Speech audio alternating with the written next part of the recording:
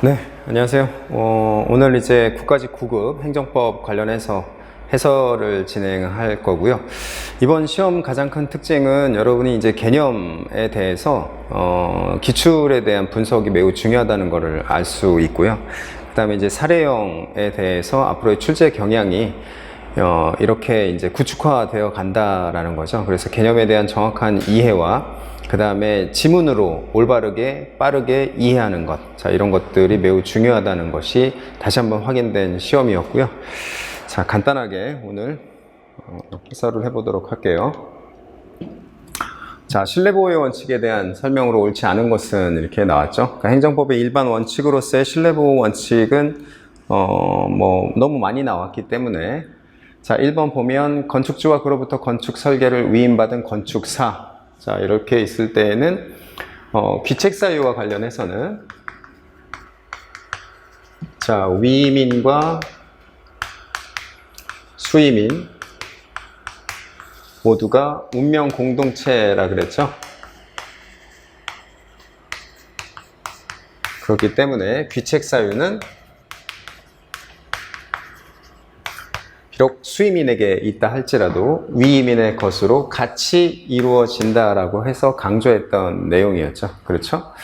그 다음에 행정청이 상대방에게 어떤 처분하겠다고 공적 견해 표명을 하였더라도 법률적 상태가 변경되었다면, 그렇죠? 그와 같은 공적 견해 표명은 효력을 잃게 된다. 우리가 이것을 실효라고 표현을 하죠.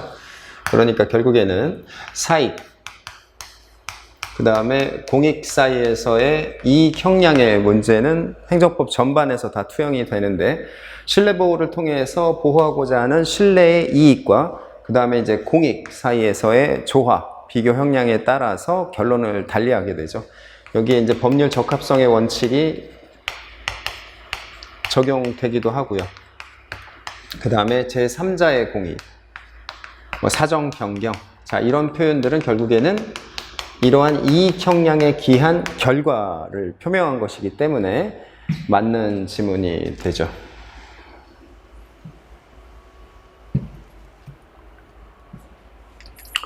3번 보면 학칙 개정이 이루어지고 이어 시험이 실시되어 개정 학칙에 따라 대학이 성적 불량을 이유로 징계 처분을 한 경우, 이것은 부진정 소급표에 대한 것으로서 특별한 사정이 없는 한 위법이라고 할 수 없다. 부진정 소급표의 가장 큰 핵심은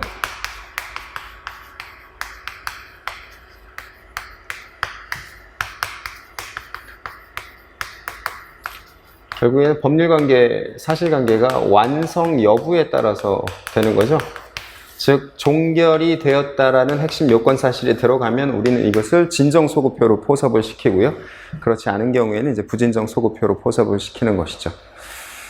자, 여기에서 4번 같은 경우에는 이제 민원이라는 부분이 핵심이죠. 자, 민원에 대해서는 결국에는 민원에 근무하는 담당 공무원은 공적 견해 표명을 할 수 있는 위치가 아니다, 이렇게 수업 시간에 강조를 했던 내용이고, 기출로도 상당히 많이 나왔던 지문이기 때문에 이렇게 여러분이 문제를 푸는 데 있어서 정답이 매우 확실한 문제였기 때문에 어려움은 없었다고 보여져요.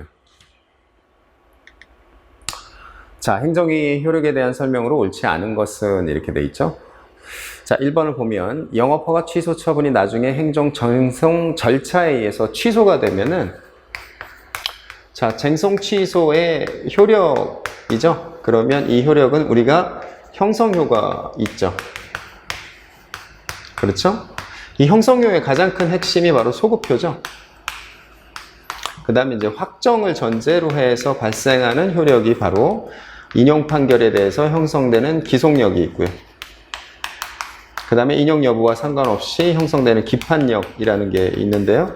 우리는 이 형성효에서 소급효가 된다라는 얘기는 결국에는 어떠한 것이 취소 처분이 있었고요. 이것이 쟁송으로 인해서 소급적으로 취소가 되면 당의 취소 처분이 어떻게 되는 거예요? 유효한 처분으로 되는 효력이 있는 거죠.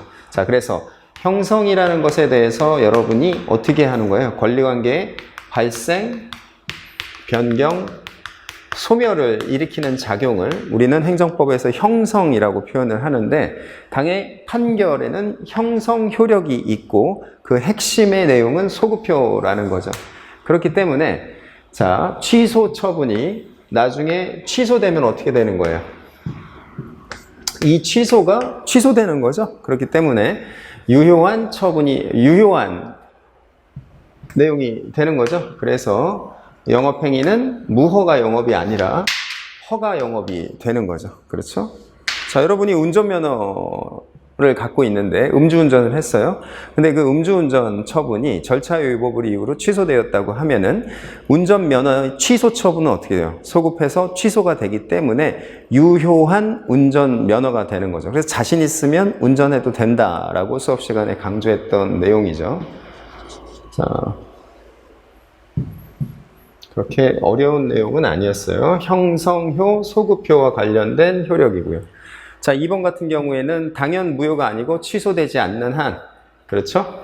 유효함으로. 자, 이 유효는 유효성의 추정이죠. 바로 공정력을 얘기하는 것이고, 그래서 형사재판부에서 무면허 운전에 대해서 판단할 수 있다 라는 부분인데, 유효함으로 그 연령 미달 결격자의 운전 행위는 무면허 운전에 해당하지 아니하죠. 그래서 왜냐하면 당해 처분의 유효성을 전제로 구속받는 거죠. 그래서 이를 구성요건적 효력이라고도 얘기를 하죠. 그렇죠? 그렇기 때문에 자, 우리나라에서 취소할 수 있는, 즉 유효성을 이러한 공정력을 배제시킬 수 있는 기관은 3명밖에 없다 그랬어요. 권한 있는 기관. 그래서 처분청, 그 다음에 행심위, 그 다음에 취소법원. 자, 이 3명의 기관만이 유효성, 즉 공정력을 깨트릴 수 있는 권한이 있다 그랬죠. 얘네들이 얘기하기 전까지는 그 유효성에 대한 추정은 깰 수가 없는 거예요. 그러면 형사재판부도 마찬가지로 여기에 있는 취소법원이 아니기 때문에 이에 대해서 구속을 받게 된다라고 강조했던 내용이었죠.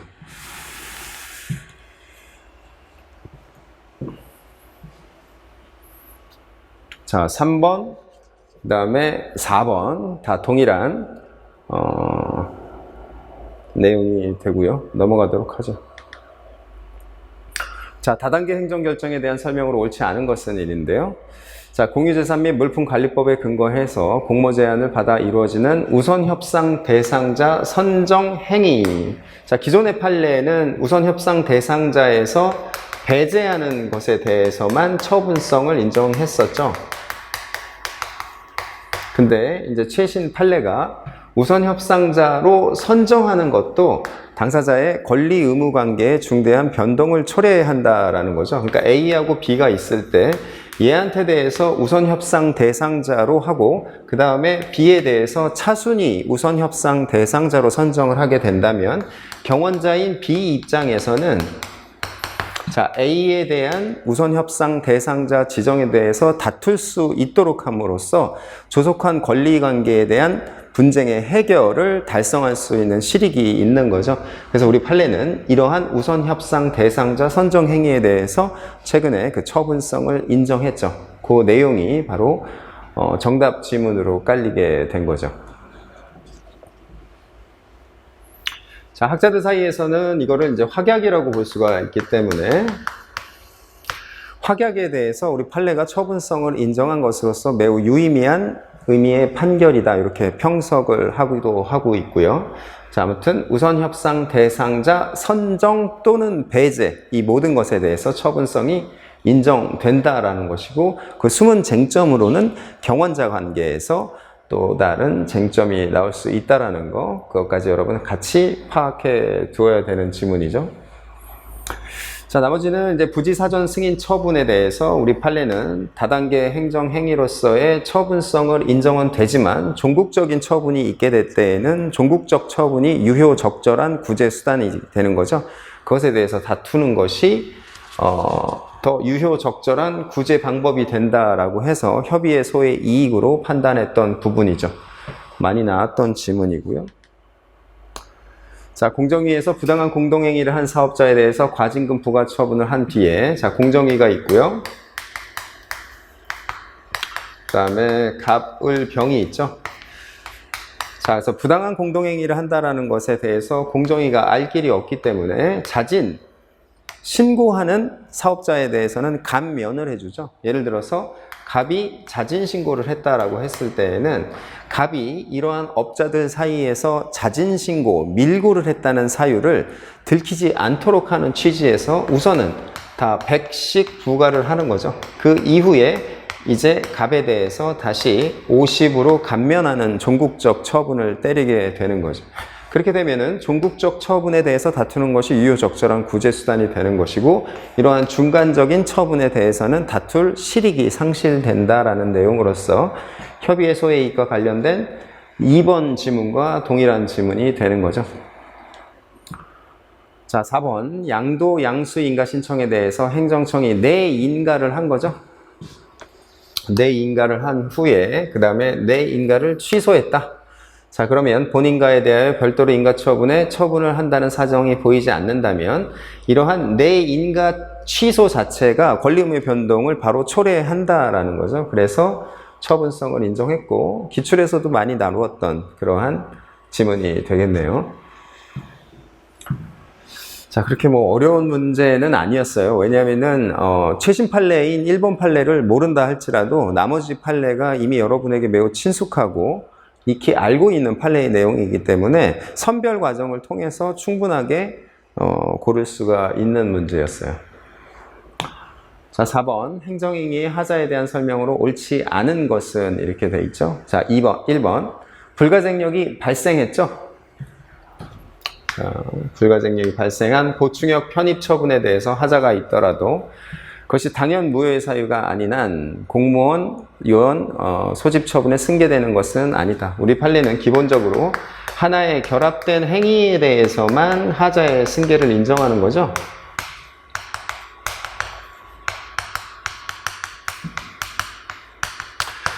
여러분이 이제 공법에 대해서는, 행정법에 대해서는 기본적인 철학을 아는 게 매우 중요한데요. 하자의 승계를 인정하게 되면은 누구한테 좋은 거예요? 국민한테 좋은 거죠. 근데 하자의 승계를 부정하게 되면은 결국에는 국가한테 유익하게 되는 거예요.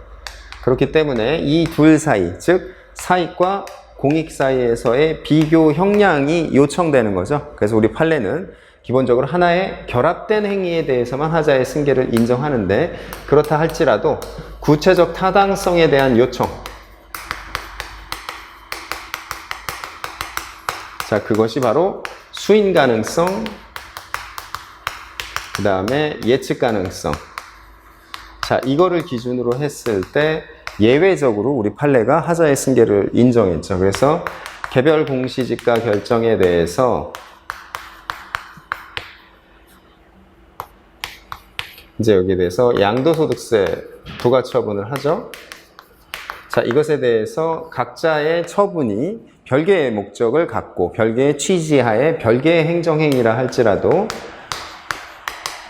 자, 이러한 수인 가능성, 예측 가능성 때문에 예외적으로 하자의 승계를 인정했다. 이게 하자의 승계의 전부의 내용인 것이죠. 자, 2번. 건물 철거 명령이 당연 무효가 아니고 불가쟁력이 발생하였다면, 자, 건물 철거 명령의 하자를 이유로 후행, 대집행, 개고 처분의 효력을 다툴 수가 없다. 이것도 마찬가지로 하나의 결합된 행위라고 보지를 않았죠. 그래서 이건 또한 수인 가능성, 예측 가능성에 대한 예외의 판례에도 해당되지 않기 때문에 다툴 수가 없다. 즉 하자의 승계가 부정된다라는 거죠. 자, 지금 3번 도시계획시설 사업자 지정 처분이 처분 요건을 충족하지 못하여 당연 무효인 경우에 도시계획시설 사업의 시행자가 작성한 실시계획을 인가하는 처분도 무효다. 자, 여러분, 무효와 무효는 어떻게 되는 거예요? 자, 무효는 절대성이 있죠. 그렇죠? 그래서 선행 처분이 무효인 경우에는 후행 처분도 무효가 되는 거죠. 자, 무효의 절대성. 그래서 하자의 승계하고는 논의가 달라지는 거죠. 하자의 승계라는 것은 취소 사유가 있는 선행 처분에 대해서 후행 처분의 승계가 될 수 있느냐라는 취소와 관련된 쟁점이고요. 무효는 그것과는 상관이 없죠. 그렇죠? 무효는 절대적이기 때문에 그런 거죠. 자, 선행 처분인 공무원 직위해제 처분과 후행 직권면직 처분 사이에서는 하자의 승계가 인정된다. 이것도 하나의 결합된 행위가고 보지를 않았죠. 그렇기 때문에 하자의 승계가 인정되지 아니한다라는 거죠. 그래서 하자의 승계는 여러분이 여기에서 전제 요건을 잘 아는 게 중요한데요. 결국에는 선행 처분이 필요하고요. 그 다음에 후행 처분이 필요하죠. 그 다음에 선행 처분에 취소 사유가 있어야 되고, 그 다음에 여기에 불가쟁력이 발생해야 돼요. 그렇죠? 그 다음에 후행 처분은 적법해야 된다라는 거죠. 즉 취소 사유가 있는 경우에만 하자의 승계가 논의되는 것이고, 만약에 무효 사유라면 무효는 절대성이 있는 거죠. 그래서 얘네들도 다 무효가 되는 거예요. 자, 이러한 기본적인 개념을 확인한다면 여러분이 판례를 모르더라도 풀 수가 있었던 문제가 되는 거죠.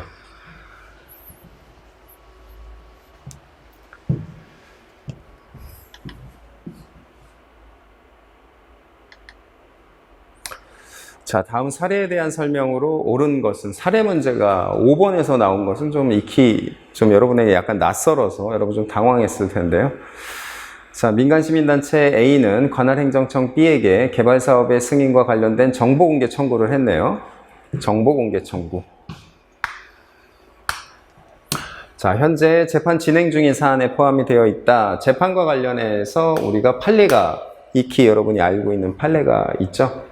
자, 포함되지 아니하였다는 사유로 인해서 공공기관의 정보공개하는 법률 제9조 1항 4호의 사유를 들어서 A의 정보공개 청구를 거부하였다라는 사례가 주어진 거예요. 자, A는 공개 청구한 정보에 대해 개발 구체적 이익이 없는 경우에도, 자, 법률상 이익이라는 뜻이죠.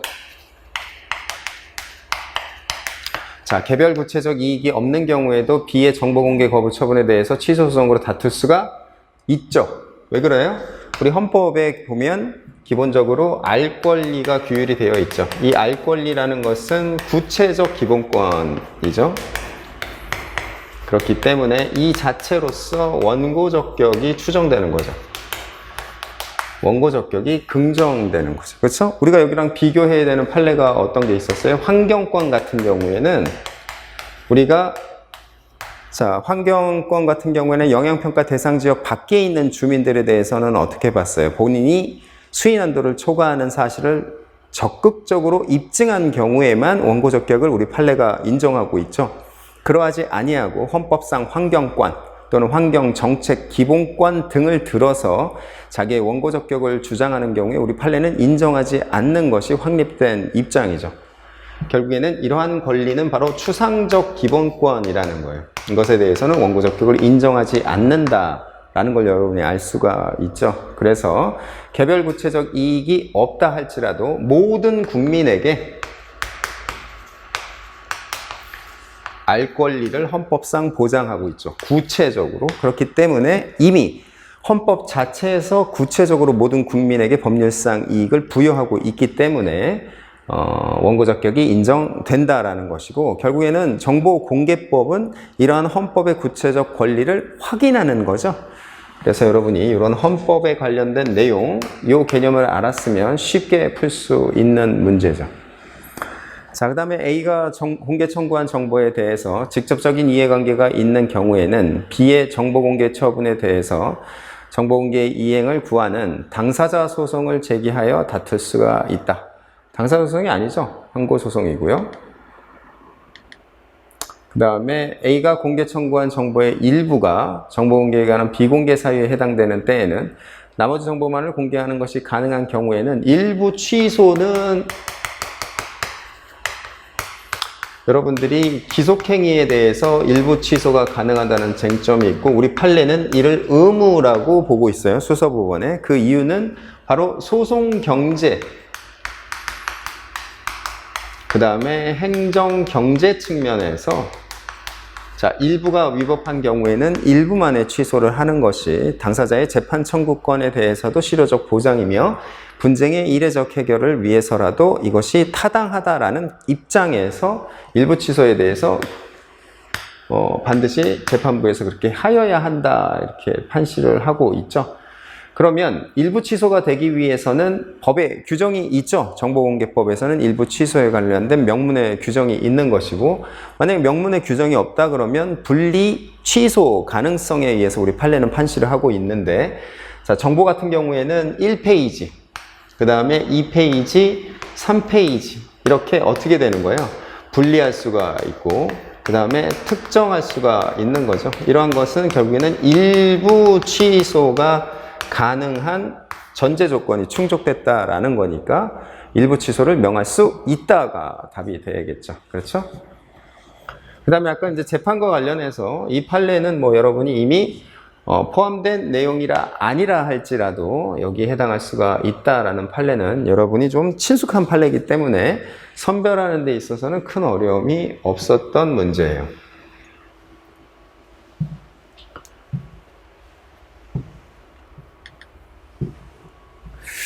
자, 항고소송에서 수소법원의 판결에 대한 설명으로 옳지 않은 것은 이렇게 돼 있죠. 1번, 자, 행정처분의 취소를 구하는 소에서 비록 행정처분의 위법을 이유로 취소 판결을 받더라도 처분에 의해서 발생한 위법 상태를 원상 회복하는 것이 불가능한 경우에는 원칙적으로 취소를 구할 법률상 이익이 없으므로 각하하여야 한다. 그렇죠? 어이구.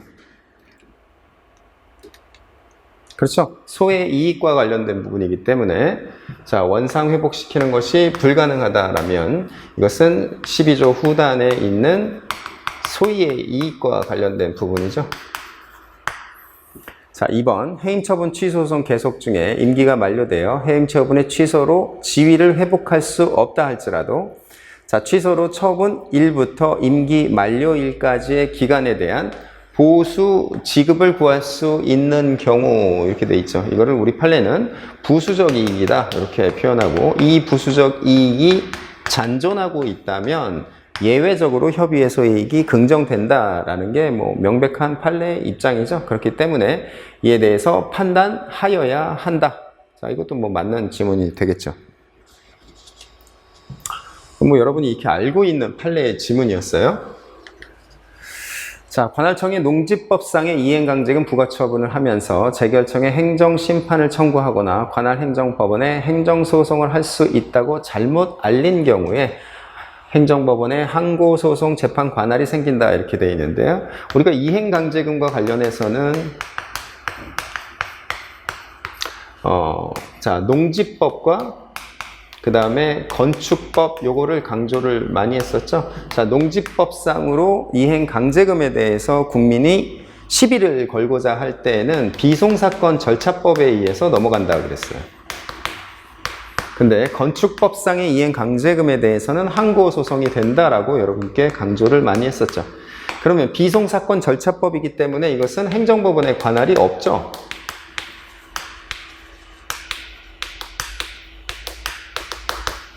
그렇죠? 행정법원의 관할이 없는 거예요. 그러면 소송 요건에 대한 판단은 누가 하는 거예요? 소송 요건에 대한 판단은 자, 법원의 직권조사 사항이죠. 행정청이 이것에 대해서 결정하는 권한은 없는 거예요. 법원의 고유한 권한이기 때문에 비록 행정청이 이를 할 수 있다라고 잘못 안내했다 할지라도 법원이 이에 대해서 기속받을 필요는 없죠. 그래서 우리 판례의 명백한 입장이죠. 그래서 생기지가 않는다라고 봤던 게 우리 판례의 입장이고, 자, 이것을 여러분이 이해할 때에는 제가 수업 시간에 얘기한 것처럼 이행강제금에 대한 권리구제 방법이 이렇게 두 가지로 나뉜다라는 선결 문제를 해결을 하고 그에 근거해서 다음과 같이 소송 요건에 대한 판단은 법원의 직권조사 사항이니까 행정청이 비록 그 소송 요건에 대해서 잘못 안내했다 할지라도 우리 법원은 그에 기속당하지 않는다라고 했던 그 두 가지 내용을 여러분이 알면 되는 거죠. 그러면 판례의 내용을 몰라도 풀 수가 있었던 거예요. 근데 판례가 있죠? 답은 3번이 되겠네요. 자, 행정소송법 19조에서 말하는 재결 자체의 고유한 위법이란 우리 판례의 기본적인 입장은 원처분주의죠. 입법적으로 원처분주의를 채택하고 있는 거죠. 그럴 때에는 재결에만 재결청의 권한 또는 구성의 위법, 절차나 형식의 위법, 내용의 위법을 뜻한다 이런 건데요. 여기서의 고유한 위법이라는 것은 여러분이 위법이라는 틀은 어떻게 보라 그랬어요? 주체, 절차, 형식, 내용이라는 네 가지의 틀에서 위법성에 대한 검토가 필요하다 그랬죠. 그러니까 각각의 요건에 있어서 처분청과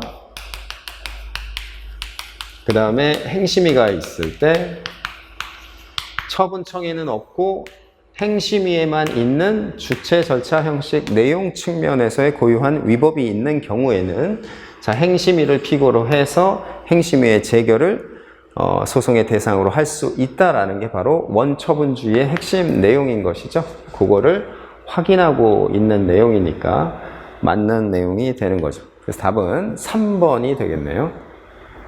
자, 7번 들어갈게요. 행정법 관계에 대한 설명으로 옳지 않은 것은 이렇게 돼 있죠. 1번, 군인연금 법령상 급여를 받으려고 하는 사람이 국방부 장관에게 급여 지급을 청구했으나 거부된 경우. 자, 그래서 청구하고 그 다음에 거부가 된 거죠. 그러면 이 거부에 대해서 항고소송을 제기해야죠. 그렇죠? 그렇기 때문에 당사자 소송으로 급여의 지급을 청구하는 것이 아니라 그 거부인 처분에 대해서 다툼으로써 항고소송을 제기하는 것. 자, 이게 답이 되겠죠. 자, 그 다음에 2번. 법무사가 사무원을 채용할 때 소속 지방 법무사회. 자, 우리가 익히 알고 있는 판례죠. 공무수탁 사인이 되는 거예요.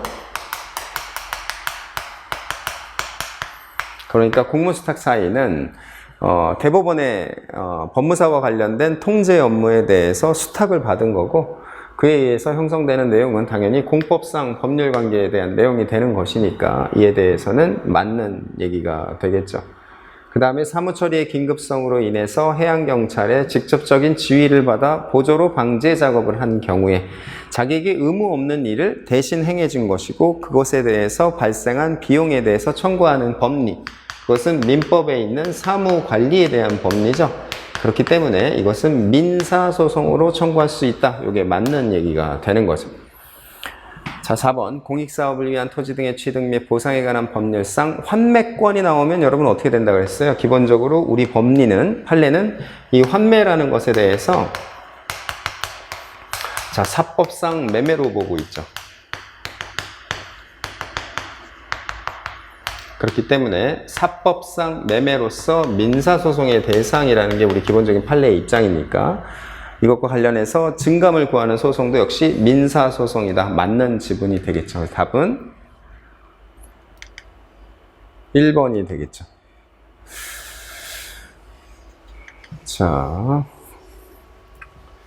행정법규의 양벌 규정에 대한 설명으로 옳지 않은 것은 이렇게 되어 있죠. 양벌 규정이라는 것은 여기에 위반자가 있고요. 그 다음에 법인이 있다 그랬을 때 이 법인이 위반자의 행위에 대해서 지휘, 감독, 그 다음에 선관, 주의 의무 이런 것들에 대한 자신의 책임 위반이 있기 때문에 얘도 책임을 지도록 하는 것이 양벌이죠.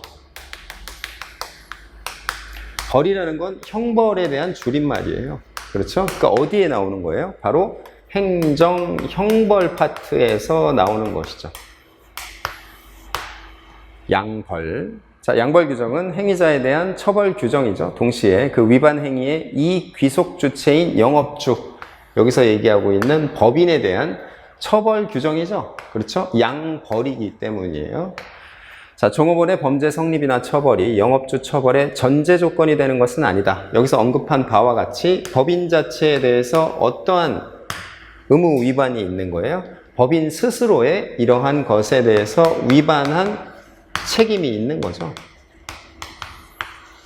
그렇기 때문에 얘가 처벌받지 않는다 할지라도 법인이 처벌받게 되는 거예요. 예를 들면 자, 종업원이 있고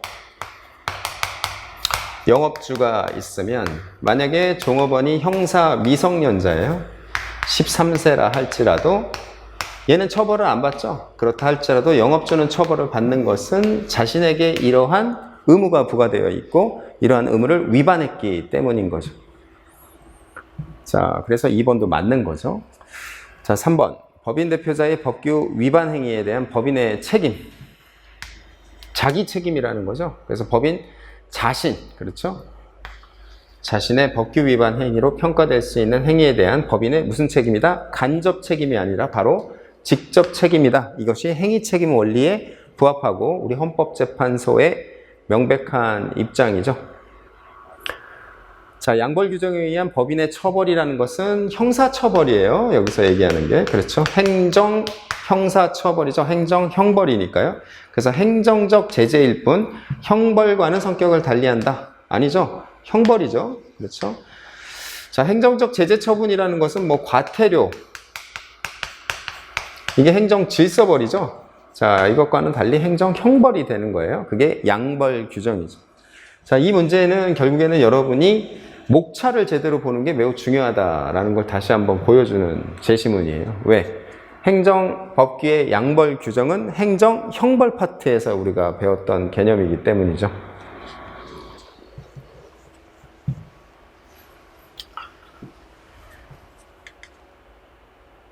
답은 4번이 되겠네요. 자, 9번. 과징금 부과처분에 대한 설명으로 옳지 않은 것은, 자, 독금법상의 과징금은 법이 규정한 범위 내에서 그 부과처분 당시까지 부과관청이 확인한 사실을 기초로 일의적으로 확정되어야 할 것이지, 추후에 부과금 산정 기준이 되는 새로운 자료가 나왔다고 하더라도 새로운 부과처분을 할 수 있는 것은 아니다라는 게 우리 판례의 입장이죠. 자, 영업정지에 가름하여 부과된 이른바 변형된 과징금, 변형된 과징금 부과 여부는 행정청의 재량행위다라는 거죠. 예를 들면 굉장히 공익적인 역할을 하는 그러한 업체가 있는데, 이 업체에 대해서 영업 정지를 때리는 것보다는 영업을 계속 존속하게 하면서 동일한 효과를 달성할 수 있는 과징금으로 해준다면 이를 이용하는 이용자들의 공익도 달성할 수가 있으니까 이런 것들을 채택할 수 있도록 행정청에게 재량을 부여하자라는 게 이제 변형된 과징금의 핵심 취지가 되겠죠. 자, 3번. 과징금은 행정상 제재금이죠. 자, 범죄에 대한 국가형벌권의 실행이 아닌 거예요. 그렇기 때문에 행정법규 위반에 대해 벌금 이외에, 아까 봤던 거죠. 행정형벌 이외의 과징금, 이것은 행정 제재지만 형사적 제재가 아닌 거죠. 그래서 목적과 취지를 달리하기 때문에 이중처벌 금지 원칙에 위반되지 않는다라는 게 우리 판례의 핵심이죠. 그렇죠? 자, 4번. 부동산 실권리자 명의 등기에 관한 법률상 명의신탁제에 대한 과징금 부과 여부는 행정청의 재량행위이다. 이게 좀 여러분 까다로웠을 것 같네요. 자, 부실법상의 과징금에 대해서 하여야 한다, 이렇게 입법상 규정이 되어 있단 말이에요. 그래서 우리 판례는 이것에 대해서 기속행위라고 판시를 하고 있죠. 보통은 우리가 과징금에 대해서는 대부분 할 수 있다라는 거기 때문에 재량으로 규율이 되어 있지만 이 경우에는 기속행위다라고 본 판례의 입장에 비추어서 답은 4번이 되겠네요. 이게 좀 까다로웠지만 나머지 지문들에 대해서는 여러분이 익히 알고 있는 것이기 때문에 선별 과정을 통해서 여러분이 또 풀 수가 있었으리라 생각이 되네요.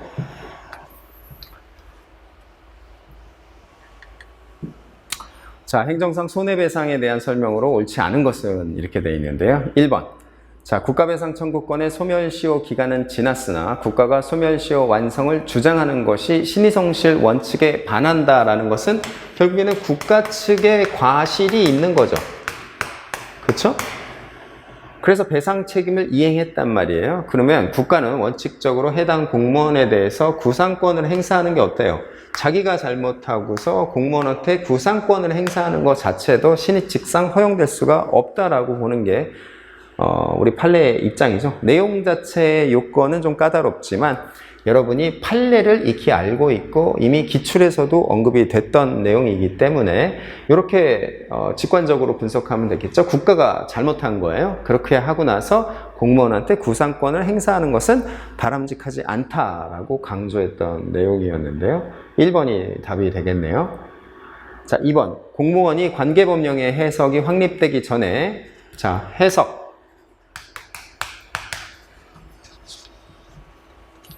자, 해석이 이리적인 경우 우리가 이렇게 봤었죠. 자, 이렇게 된 경우라면 과실이 있다라고 보는 거죠. 근데 이것에 반해서 만약에 해석이 불분명하다. 거기에 대해서는 과실이 없다라고 보는 거죠. 왜? 여러분이 생각을 해보시면 해석이 불분명하다.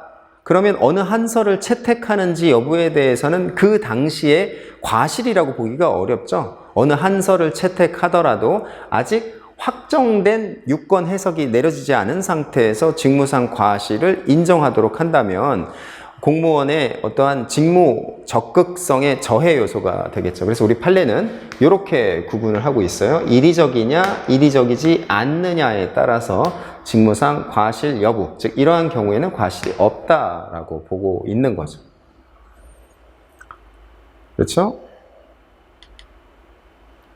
그 다음에 자, 3번. 공무원이 직무를 수행하면서 그 근거가 되는 법령의 규정에 따라 구체적 의무를 부여받았어도 그것이 국민의 이익과 관련 없이 순전히 행정기관 내부의 질서를 유지하기 위한 것이라면 이 표현은 여러분이 여기서 뭘 알 수 있어요?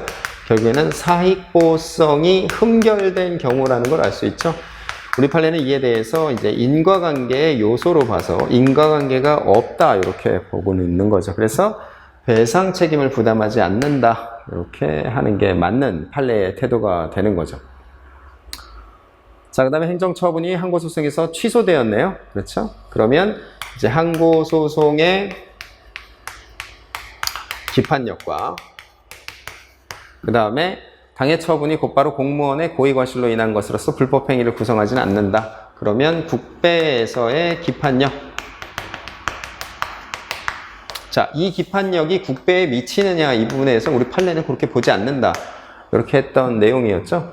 자, 이렇게 되면은 수업 시간에 강조한 것처럼 항고소송에 대해서 취소소송을 때리면서 곧바로 국가에 대해서 재정적 부담을 지우는 것은 사법부 입장에서는 좀 어렵다라고 강조했던 것이고 우리 판례의 명시적 입장이었죠. 그래서 맞는 지문이 되겠어요.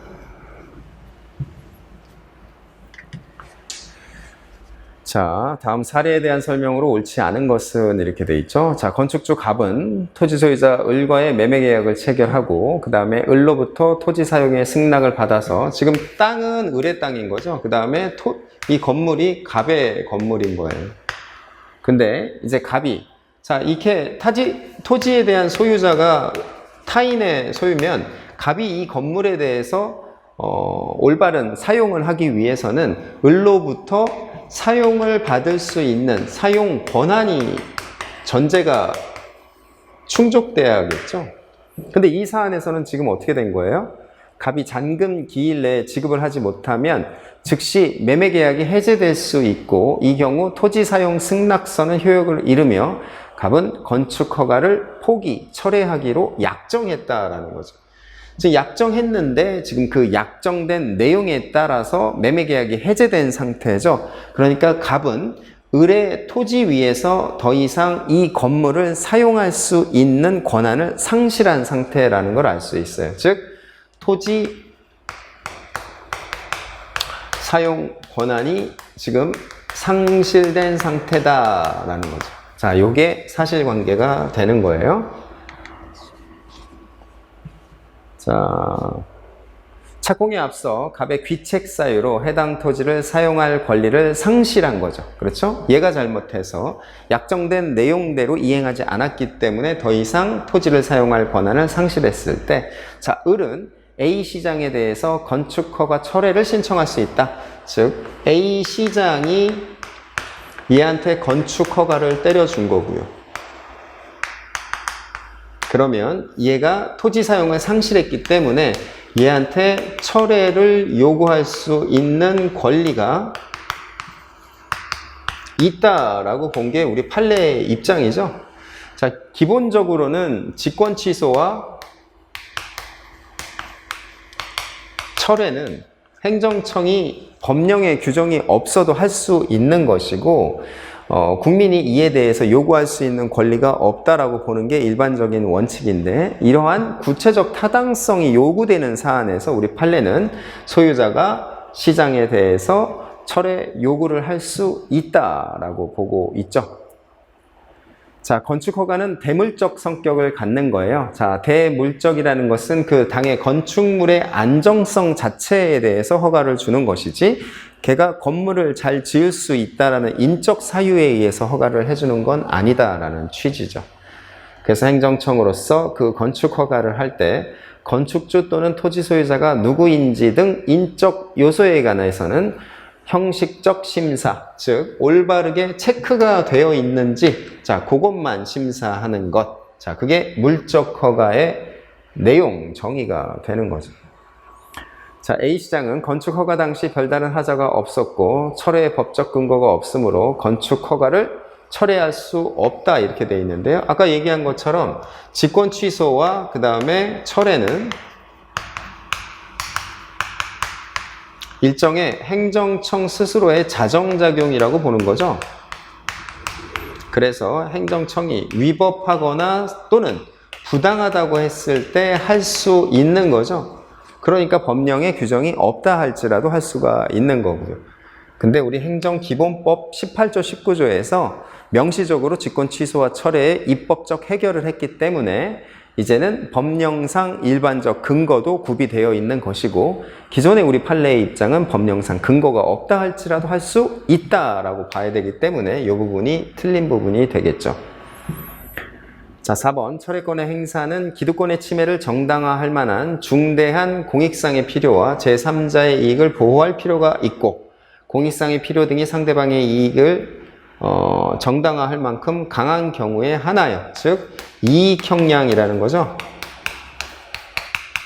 그렇죠? 예를 들면 상대방한테 수익적으로 줬다가 만약에 철회를 하게 되면 침익적인 하나의 별도의 처분이 되는 거죠. 이 경우라면 이 당사자에게 철회로 인해서 침해되는 사익과 그 다음에 철회를 통해서 달성하고자 하는 공익 사이에서의 비교 형량이라는 과정이 필요한 것이고, 이를 우리는 이익 형량의 법리다, 이렇게 해서 배웠던 내용이죠. 그래서 답은 3번이 되겠죠. 자, 사례형이지만 여러분이 여기에서 법령상 근거가 없어도 할 수 있다라는 내용만 여러분이 정확하게 알았어도 답을 고르는 데 있어서의 큰 어려움은 없는 문제였어요. 다만 사례형이 문제 중간에 나왔기 때문에 당황할 수 있지만, 여러분이 지문에 대한 올바른 해석을 통해서 충분히 풀 수 있는 문제라고 보여져요. 자, 12번도 사례형으로 나왔죠. 자, A시장은 학교 용지 확보 등에 관한 특별법 관계조항에 따라서 공동주택을 분양받은 갑을, 병정 등에 대해서 학교 용지 부담금을 부과했죠. 이후에 해당 조항에 대해서 법원의 위헌법률 심판 제청에 따라서 헌재가 위헌 결정을 한 거예요. 근데 핵심이 여기에 있네요. 갑을, 병정은 위헌법률 심판 제청을 하지 않은 경우라는 거죠. 자, 행정청이 사인에 대해서 부가 처분을 했어요. 그런데 사인이 이 부가 처분에 대해서 취소 소송을 제기하는 거죠. 어디에다가? 행정법원에 제기하는 거예요. 근데 이 부가 처분이 근거되는 법률에 의해서 당연히 되어야겠죠. 이 법률이 위헌이라고 주장을 하는 거죠. 법률이 위헌이다라고 당사자가 주장을 하면 행정법원은 법률에 대한 위헌 여부에 대해서 판단할 수 있는 권한은 없죠. 우리 헌법 107조 1항에 의하면 이러한 권한은 누구한테 있어요? 헌법재판소에만 있는 거죠. 그래서 헌법재판소에 이렇게 하는 위헌법률 심판에 대한 판단을 요구하는 것을 제청이라고 하는 것이고, 당사자가 제청을 신청하는 거죠. 자, 이렇게 되면은 헌법재판소에서 만약에 위헌이라는 판단이 나오게 되면은 우리 헌법재판소법에서는 법적 안정성을 위해서 원칙적인 장래요만 규정하는 거예요. 근데 그렇게 되면 이 사인은 남 좋은 일만 시키게 되는 거죠. 그래서 구체적 타당성 측면에서 예외적으로 어떻게 보는 거예요? 소구표를 인정하는 거죠. 그렇죠? 예외적 소구표. 그래서 이 당사자에 대해서 예외적 소구표를 인정하자. 이게 바로 당해 사건이 되는 거예요.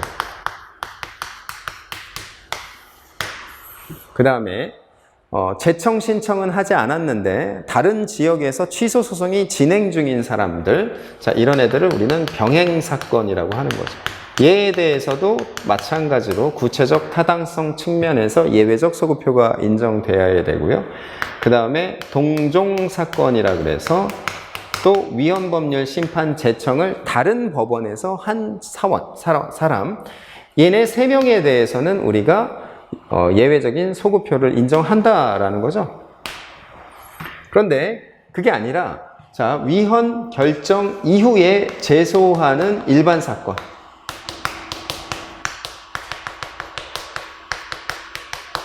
자, 이러한 일반 사건에 대해서는 우리 헌재는 어떻게 돼요? 헌재는 원칙은 소구표가 없다라고 보고요. 예외적으로 소구표가 인정된다라는 입장임에 반해서 우리 대법원은 어떻게 보는 거예요?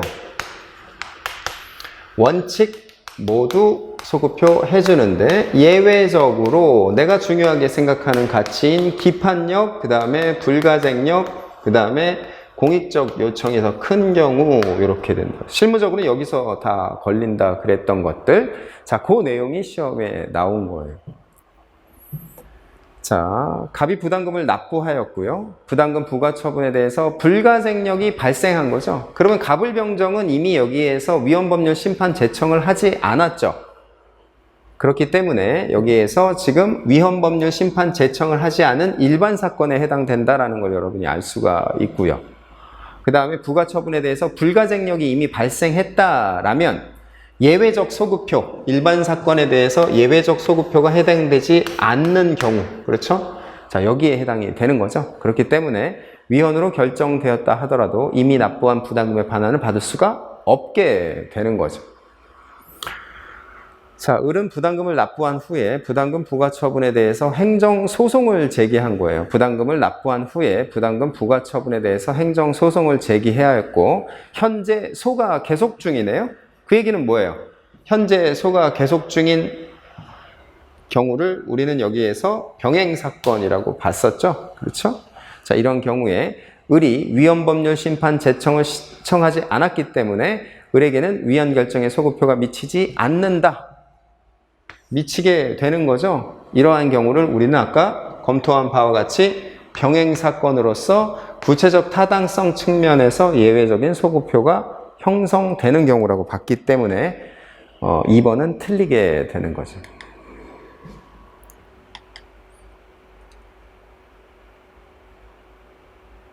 자, 3번. 병이 부담금 부과 처분에 대한 행정심판을 청구하여 기각 재결서를 송달받았네요. 그러면 행정심판을 거친 경우에는 재결서 정본 송달일로부터 90일이 제소기간이 되는 거죠. 자, 이때 제소했다면 병의 청구는 인용될 수 있다라는 거죠. 그렇죠? 그러니까 제소기간이 준수됐기 때문에 이에 대해서는 인용될 수 있다. 자, 4번. 부담금 부과 처분에 대한 제소기간이 경과해서 정해 부담금 납부 의무가 확정됐고 위헌 결정 전에 정해 재산에 대한 압류가 이루어졌다. 자, 그러면 우리가 위헌 결정이 된 이후에는 뭐라 그랬어요? 이때는 어떠한 행정작용도 위헌 결정의 기속력에 근거해서 뭐든지 무효가 된다라고 그랬었죠. 그래서 기속력에 반하면 그 이후에 어떠한 작용이 이루어지더라도 모두 무효다. 이렇게 강조했던 내용. 자, 그것에 따라서 체납 처분을 속행할 수는 없다. 이게 맞는 지문이 되는 거죠. 그래서 답은 2번이 되겠네요. 좀 약간 까다로운 문제가 될 수 있죠. 근데 수업 시간에 좀 강조했던 내용이고요. 이 부분은 이제 헌법과 행정법의 경계에 있는 문제인데 당해 처분의 효력과 관련된 문제이기 때문에 결국엔 행정법에서도 매우 중요한 쟁점이라는 거죠. 그렇죠? 자, 13번. 행정입법에 대한 설명으로 옳지 않은 것은 이렇게 돼 있죠. 1번. 불형의 형식으로 정해진 제재적 행정처분 기준. 자, 이 표현이 바로 뭐가 되는 거예요? 결국에는 재량준칙. 재량준칙은 뭐다? 행정규칙이죠. 근데 형식이 뭐예요? 형식이 법규명령이죠. 법규명령 형식의 행정규칙과 관련해서 행정청 내부의 사무처리 준칙을 정한 것에 불과하기 때문에 대외적으로 국민이나 법원을 구속하는 것은 아니다라는 거죠. 근데 우리가 법규명령에서 지금 부령으로 되어 있죠. 그래서 우리 판례는 총리령과 부령 형식이라면 이에 대해서 행정규칙으로 본다라는 판례, 그것에 따라서 대외적 구속력은 부정된다라는 거 여러분 많이 알고 있는 거고, 비교해서 결국에는 이제 시행령에 담겨 있다면 이때에는 대외적 구속력이 긍정된다라는 게 우리 판례의 입장이죠. 자, 2번. 항정신병 치료제의 요양급여 인정 기준에 대한 보건복지부 고시가 되는 거죠. 자, 그러면 집행행위에 매개 없다라는 얘기는 이 자체가 뭐가 있다라는 거예요. 결국에는 구체적 처분성을 내재하고 있다라는 거죠. 그러면 얘는 어떻게 되는 거예요? 결국에는 처분적 고시가 되는 거죠.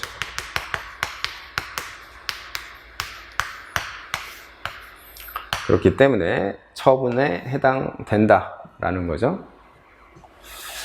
자, 맞는 얘기가 되고요.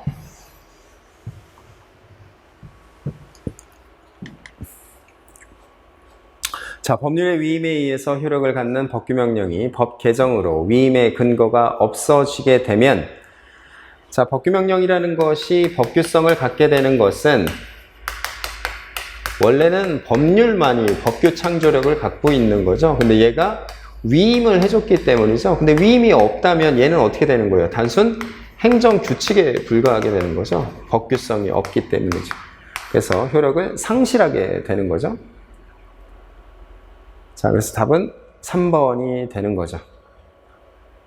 자, 그 다음에 4번 같은 경우도 여러분 뭐 공급자 관리 지침이잖아요. 그래서 이것에 대해서 거래자원자치 규제들은 구체적 위임이 없이 정한 것이다. 그러면 어떻게 되는 거예요? 이게 이제 지침이기 때문에 이 자체의 이름 자체가 행정규칙인데, 행정규칙도 아까 본 바와 같이 법령 보충규칙이 될 수 있어요. 이 얘기는 법령을 보충하는 규칙이니까 법령에서 뭘 받아야 되는 거예요? 위임을 받아야지만 되는 거죠. 근데 위임이 없다라는 것은 기본적으로 아까 본 것과 같이 위임이 없으면 법규명령성, 즉 대외적 구속력이 부정되고 대면적 구속력인 행정규칙밖에 안 된다라고 했던 내용이죠. 자, 그래서 판례를 모른다 할지라도 위임이 없다라는 것에서 여러분 뭘 알 수 있어요? 구속력이 없다. 요것과 요것이 서로 연계된다라는 것만 확인해도 여러분이 풀 수 있는 문제예요.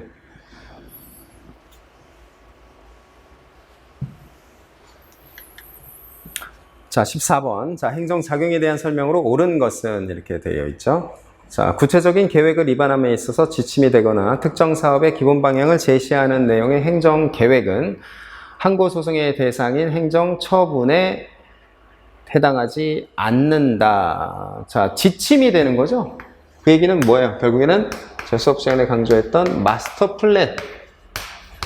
이건 처분성이 없지만, 자, 액션 플랜. 내가 실제적으로 하고자 하는 것, 구속적 행정계획, 얘는 처분성이 있다 그랬어요. 그래서 4대강 사업 같은 게 대표적인 1번의 경우죠. 그래서 처분성이 부정된다라는 거죠. 자, 2번. 공법상 계약이 법령 등의 위반 등의 내용상 하자가 있어도 그 하자가 중대 명백한 것이 아니면 취소할 수 있는 하자에 불과하고 그에 대한 다툼은 당사자 소송에 돼야 된다. 여러분, 이제 취소와 무효의 구별. 자, 이것은 어디에서 우리가 배운 거예요? 행정행위에서 배웠죠? 목차가 중요한데, 그 얘기는 뭐예요?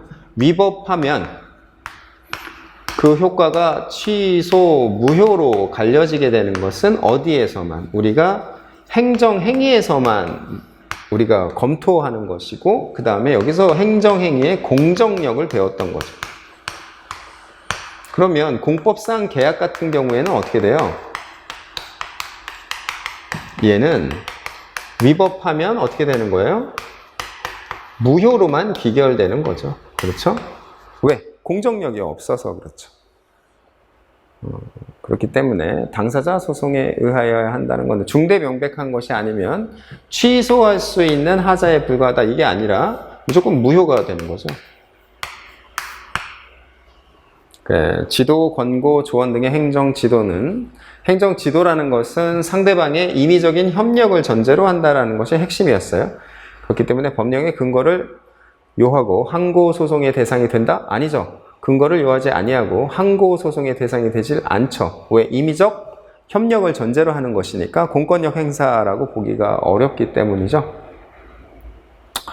자, 4번. 국가를 당사자로 하는 계약에 관한 법률에 따라서 국가가 당사자가 되는 이른바 공공계약. 자, 요거를 조달계약이라고도 우리가 표현을 했고, 자, 이것은 민사의 대상이 된다라고 강조를 했었죠. 그렇기 때문에 이것은 행정법원의 관할이 아니라 민사법원의 관할이 되는 거예요. 그래서 여러분이 조달계약과 관련해서 자, 낙찰자 지위 확인, 그 다음에 국고보증금, 입찰보증금,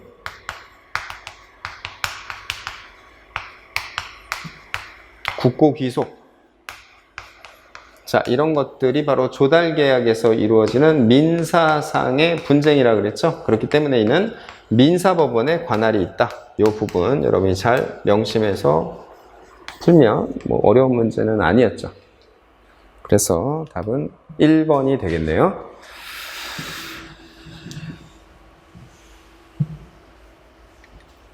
자, 다음 문제. 행정절차법상 처분의 사전통지 및 의견 제출에 관한 행정절차법 문제가 나왔네요. 자, 법령 등에서 요구된 자격이 없거나 없어지게 되면, 자, 자격이 박탈되게 되면 일정한 처분을 해야 하는 경우에 그 자격이 없거나 없어지게 된 사실이 재판에 의하여, 그렇죠? 객관적으로 증명된 경우에는 사전통지를 생략할 수 있는 사유에 해당이 되는 거죠. 그렇죠? 법조문 그대로가 나왔네요.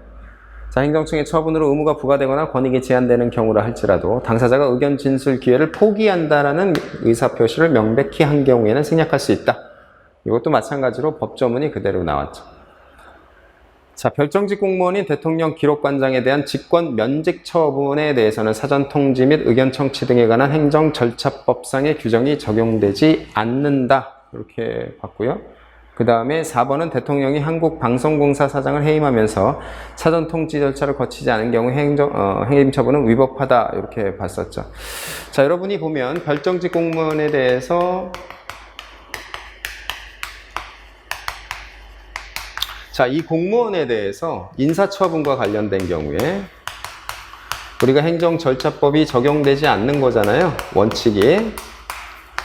절차법이 적용되지 않는데 이게 하기 위해서는 이제 두 가지 중에 하나의 요건이 충족돼야 되는데 성질상 거치기가 어렵거나 또는 기타 이에 준하는 절차가 있는 경우에 그래서 성질과 준하는 절차 이 요건이 충족되어야 된다 그랬죠. 우리 판례는 이 요건이 충족되지 않는 경우에 해당이 되는 거죠. 그래서 왜냐하면 별정직 공무원에 대해서는 자, 공무원 징계령이 적용이 되지 않기 때문에 별도의 전하는 절차가 없다라는 거죠. 답은 3번이 되는 거죠.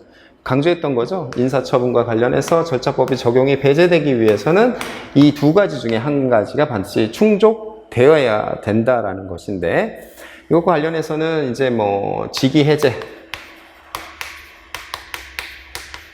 그렇죠. 그 다음에 보직 해임 군인에 대해서 이루어지는 것 자, 이런 것들은 어떻게 된다 그랬어요? 이런 게 아니기 때문에 적용되지 않는다라고 봤던 거죠. 그렇죠? 적용되지 않지만 당해 사안에서는 행정절차법이 적용된다라고 보는 거죠. 그러니까 직위해제하고 보직해임 같은 경우에는 성질상 준용하기가 어렵고 그 다음에 기타 징계, 이에 의한 후속 징계에 의해서 또 이에 준하는 절차가 있단 말이에요. 그렇기 때문에 행정절차법이 적용되지 않는 이런 요건에 해당되는 거죠. 그렇죠? 그런데 4번은 3번은 그런 경우가 아니다라고 했던 판례 내용이죠. 그래서 행정절차법 적용이 되느냐 안 되느냐 이 부분과 관련된 성질, 그 다음에 준하는 절차, 그거를 물어본 문제였어요. 자, 16번 행정소송법상 취소소송에 대한 설명으로 옳지 않은 것은 이렇게 돼 있죠. 대한민국에서 출생해서 오랜 기간 동안 대한민국 국적을 보유하면서 거주한 해외 동포는, 우리가 이제 사증과 관련해서는 우리 판례가 원고 적격을 판단하는 기준은 뭐라 그랬죠? 대한민국과의 실질적 결련성을 기준으로 본다 그랬죠. 자, 요 여부에 따라서 본다라는 건데, 이미 대한민국에서 출생을 했기 때문에 실질적 결련성이 이미 충족된 경우에 해당이 되겠죠. 그래서 유승준에 대해서 우리가 법률상 이익을 인정을 했죠. 자, 2번 국민권익위원회가 소방청장 나오면 시도선관위원장,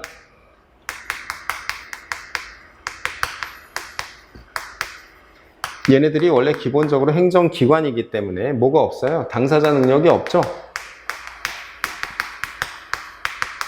그렇기 때문에 원고 적격이 되지 않는다, 이렇게 봤었는데, 예외적으로 법치 행정의 요청에 비추어서 예외적으로 인정을 했던 거죠. 의무를 부과하는 내용의 조치 요구를 한 경우에 소방청장은 조치 요구의 취소를 구할 당사자 능력 및 원고 적격이 인정되지 않는다라는 게 아니죠.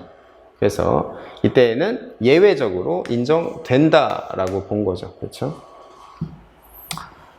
자, 3번 임용 지원자가 특별 채용 대상자로서 자격을 갖추고 있고 유사한 지위에 있는 자에 대하여 정기교사로 특별 채용한 전례가 있다 하더라도 교사로서의 특별 채용을 요구할 법규상 조리상 신청할 권리가 있다고 할 수 없다. 이건 판례 내용이 그대로 나왔죠. 왜냐하면 이건 재량이잖아요. 재량이기 때문에 이것에 대해서 신청권이 인정되지 않는다라고 보는 거죠. 그렇죠? 그 다음에 피해자의 의사와 무관하게 주민등록번호가 유출되었다면, 이것에 대해서는 주민등록번호가 유출된 상태에서 일상생활을 진행하기가 곤란하죠. 그렇기 때문에 우리 판례가 변경을 신청할 수 있는 조리상 신청권을 인정한 것이기 때문에 이에 대한 거부 처분에 대해서는 처분성이 인정된다라고 봤던 판례가 되겠죠. 답은 2번이 되겠네요.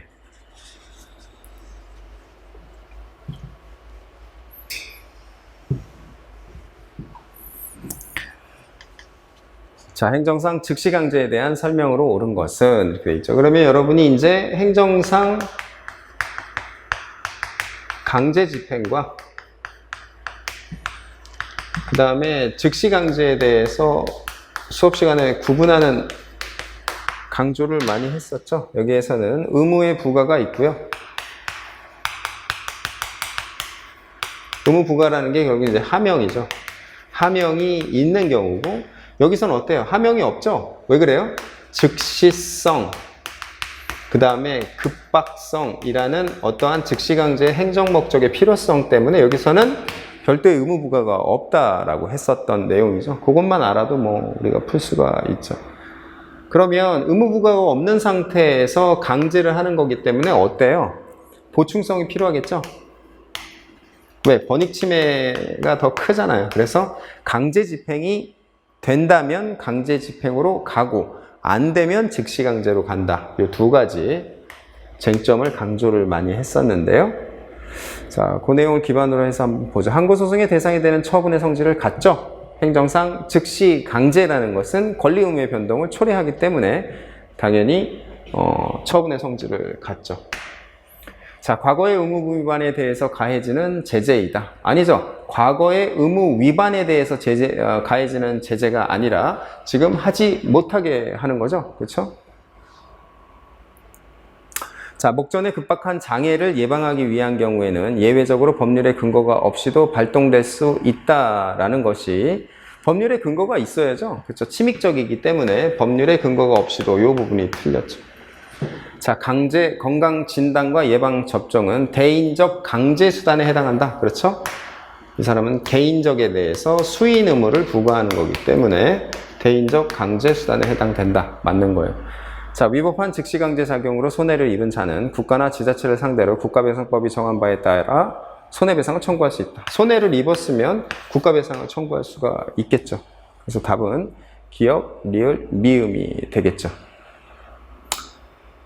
자, 뭐 이 개념이 되게 중요하다고 했던 거고 나머지는 뭐 크게 푸는데 어려움은 없어 보이는 지문이죠.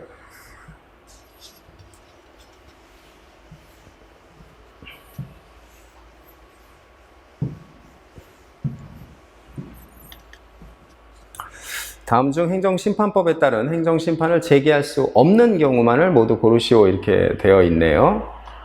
자, 기업. 공공기관의 정보공개에 관한 법률상 정보공개와 관련된 공공기관의 비공개 결정에 대해서 이의 신청을 한 경우, 자, 이의 신청을 했다라고 해서 이의 신청, 정보공개법상의 이의 신청이라는 것은 행정심판법상의 준사법 절차가 아니죠. 그래서 이것은 임의적이란 말이에요. 그러니까 거쳤다 할지라도 행정심판 제기할 수가 있고요. 그 다음에 또 행정소송 제기할 수가 있겠죠. 그렇기 때문에 행정심판을 제기할 수 있는 경우에 해당이 되겠죠. 그 다음에 공익사업을 위한 토지 등의 취득 및 보상에 관한 법률, 즉 토지보상법상 토지수용위원회 수용 재결에 대해서, 자, 수용 재결에 대해서 이게 원처분이죠. 이의가 있어서 중앙토지수용위원회에 이를 신청한 경우, 이게 뭐가 되는 거예요? 결국에는 이의 재결이라고 우리가 배웠는데 이 자체가 특별행정심판이죠.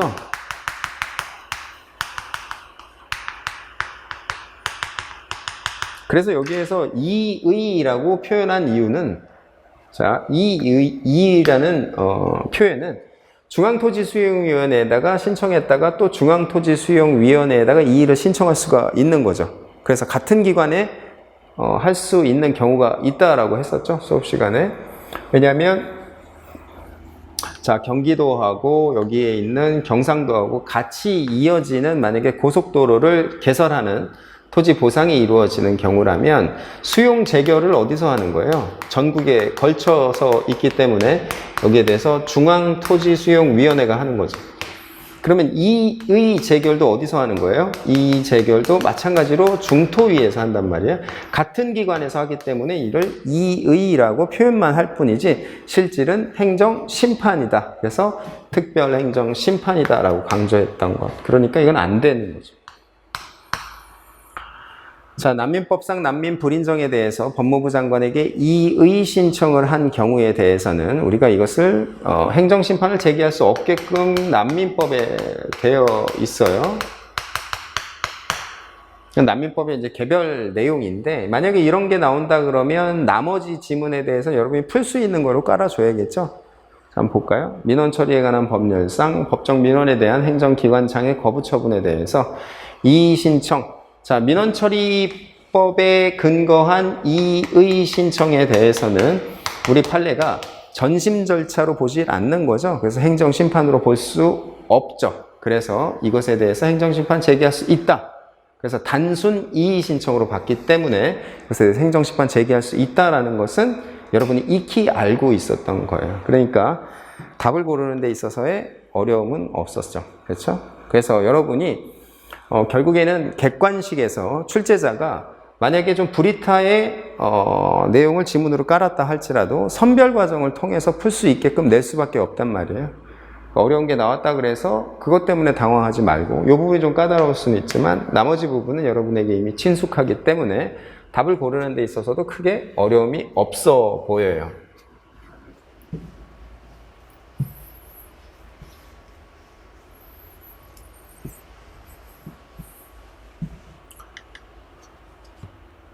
자, 다음 사례에 대한 설명으로 옳은 것은 이렇게 되어 있죠. 자, 건설회사 A는 택지개발 사업을 위해 관련 법령에 따른 절차를 거쳐서 갑 토지의 소유 등을 취득하고자 갑과 보상에 관한 협의를 체결했네요. 근데 협의가 안 된 거예요. 이에 대해서 관할 지방토지수용위원회에 재결을 신청해서 토지의 수용 및 보상금에 대한 수용 재결을 받은 거죠. 그래서 수용 재결, 그 다음에 이제 이의 재결,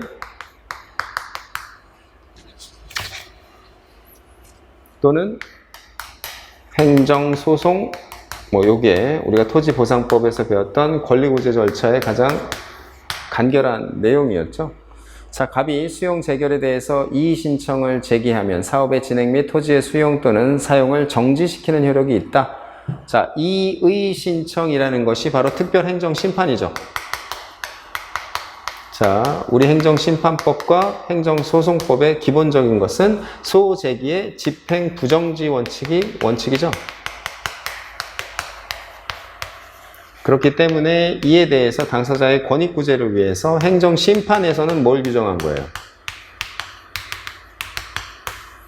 자, 집행정지, 그 다음에 가처분을 규율하고 있고요. 그 다음에 소송에서는 처분청의 1차적 판단권 존중 차원에서 집행정지만 규율하고 있는 거죠. 집행부정지 원칙을 물어본 문제입니다. 자, 2번. 자, 갑이 수용 자체를 다투는 경우에 관할 지방토지수용위원회를 상대로 수용 재결에 대하여 취소소송을 제기할 수 있다. 자, 수용 자체죠. 그러니까 그때는 취소소송 제기할 수 있다. 지방토지수용위원회를 상대로, 그렇죠? 그렇기 때문에 수용 재결에 대해서 행정소송 제기할 수 있다. 이 내용이죠. 자, 갑은 보상금 증액을 위해서 A를 상대로, 지금 A가 건설회사잖아요? 얘가 뭐예요? 사업 시행자가 되는 거죠.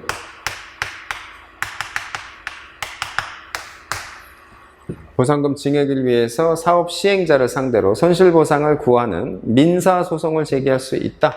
자, 보상금 증감 청구 소송이죠.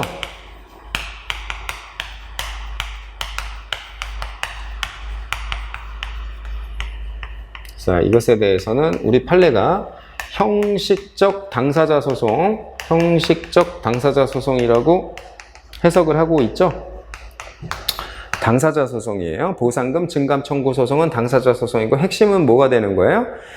자, 분쟁의 이례적 해결을 위해서 처분을 내용으로 하는 거죠. 그러니까 실질적으로는 처분을 대상으로 하는데 분쟁의 이례적 해결을 위해서 형식적으로 그 형태만 어떻게 하는 거예요? 당사자 소송으로 한다라는 거죠. 그게 보상금 증감 청구 소송의 핵심이죠. 즉 수용 재결에서의 그 재결의 내용은 뭐가 되는 거예요?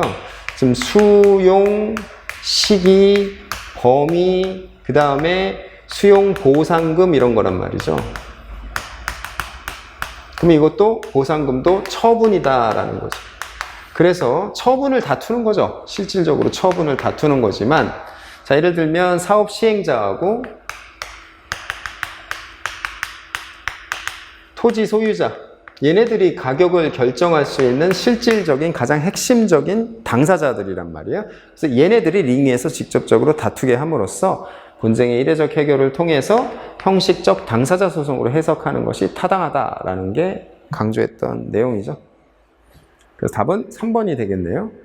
자, 갑이 계속 거주하고 있는 건물과 토지의 인도를 거부할 경우에 행정 대집행의 대상이 될 수 있다. 자, 건물, 토지, 인도라는 것은 비대체적이죠.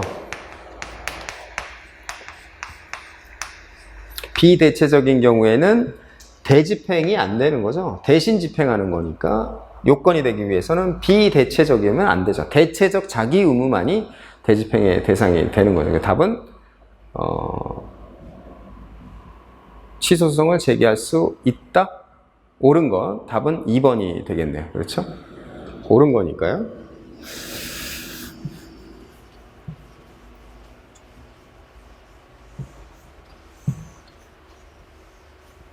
자, 이것도 사례형이지만 여러분이 익히 뭐 알고 있는 내용에 대해서 다 물어보는 거니까 사실상 사례형 문제가 아니죠.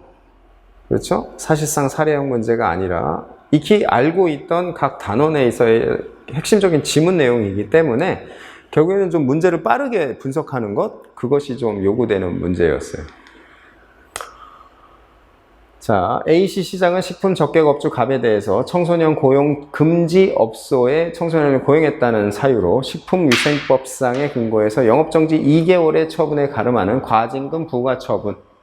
자, 역시 변형된 과징금을 때렸네요.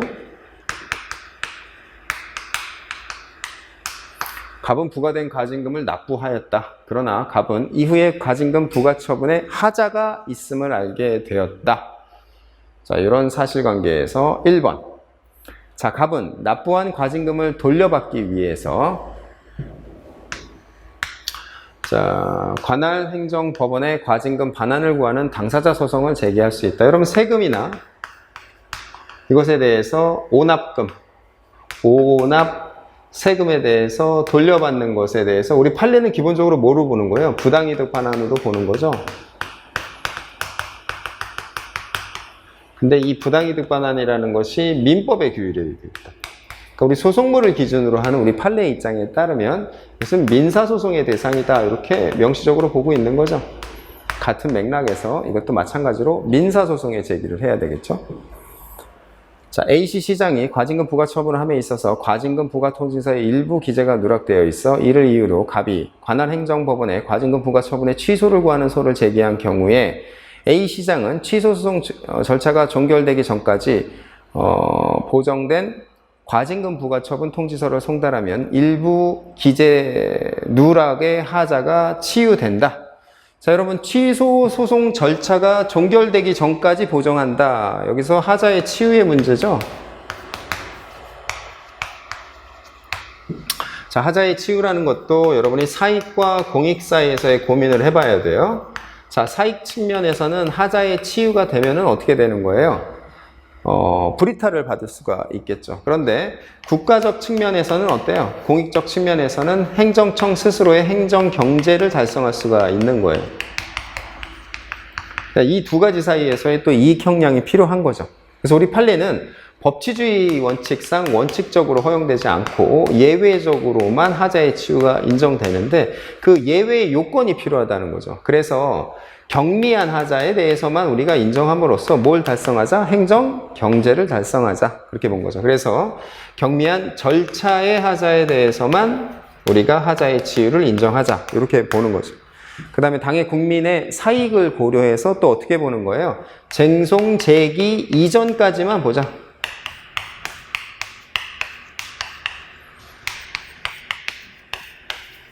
이게 우리 판례의 입장이죠. 그럼 쟁송이라는 것에 대해서는 심판 플러스 소송이죠. 그래서 요 전까지만 허용되도록 하는 것, 시적 한계의 내용이에요. 그래서 이때는 치유가 될 수가 없는 거죠.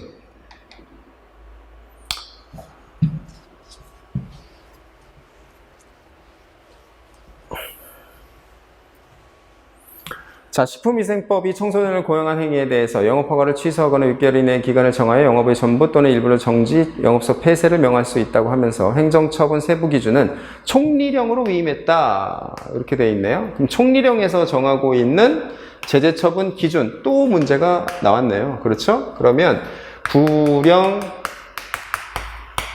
총리령에 들어가 있는 제재처분 기준, 이거에 대해서 재판규범성이 없다라고 보는 거죠. 그렇죠? 이것은 실질로 본다라는 거예요. 실질로. 우리 판례는 뭘로 보는 거예요? 행정규칙으로 본다. 행정규칙이 되면 뭐가 된다? 대외적 구속력이 없는 거죠.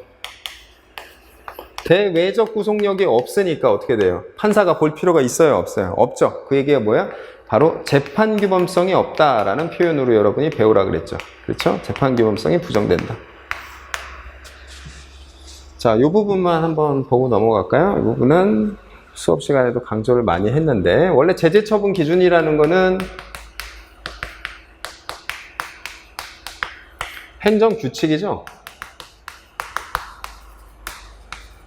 그런데 얘가 어디에 들어가 있는 거예요? 지금 부령, 총리령 등의 행정 시행 규칙에 들어가 있단 말이에요. 근데 기준이 되기 때문에 이렇게 별표의 형식으로 들어가야 돼요. 왜 그래요? 기준이라는 것은 내용의 구성상 자 1회는 얼마, 2회는 얼마 이렇게 돼야 될 거 아니에요. 그러니까 이런 별표의 형식으로 이렇게 들어가 있다라는 거예요. 그럼 우리 판례는 이것을 형식은 어떻게 되는 거예요? 형식은 지금 제재처분 기준의 행정규칙인데 지금 형식 자체는 부령 총리령에 들어가 있는 거죠. 근데 얘 실제 본질은 뭐예요? 실질은 행정규칙이다. 그러니까 이런 형식과 실질 사이에서 과연 나는 어떤 걸 택하겠느냐 이런 부분이죠.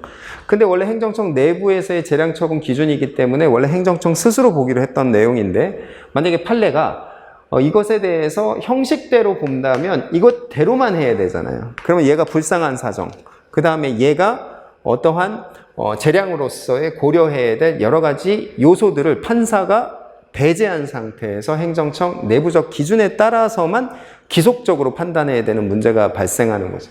그래서 우리 판례는 야, 이거 원래 니들끼리 보기로 했던 건데 불용 총리령에 들어가 있다 그래서 나도 여기에 기속된다면 내가 재판의 구체적 타당성을 컨트롤할 수 없잖아. 그런 입장이 되는 거죠. 그래서 우리 판례는 실질에 따라서 어떻게 보는 거예요? 행정 규칙으로 본다라고 했던 거죠.